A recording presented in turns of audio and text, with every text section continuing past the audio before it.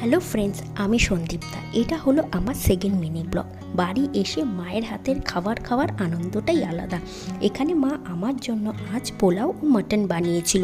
দুপুরে খাওয়া দাওয়া শেষ করে সবাই মিলে চললাম কেনাকাটা করতে। যেহেতু বাড়িতে একটা বিয়ের অনুষ্ঠান আছে, তাই বলে আমরা চললাম বিয়ের কার্ড চয়েস করতে। আমাদের দুই বাড়ির থেকেই বিয়ের কার্ড চয়েস করার ছিল, তাই দুটো কার্ডই পছন্দ হলো এবং আমরা প্রিন্ট করতে দিয়ে এলাম। পরের ব্লগে এই প্রিন্ট করা কার্ড আমি তোমাদের সাথে শেয়ার করব। তারপর আমরা গেলাম আমাদের পছন্দের দোকান কলকাতা আদি মোহিনীমোহন কাঞ্জিলালের শোরুমে বিয়ের বেনারসি কিনতে। দিদি ও বোনুর বিয়ের বেনারসিও এই দোকান থেকেই আমাদের কেনা।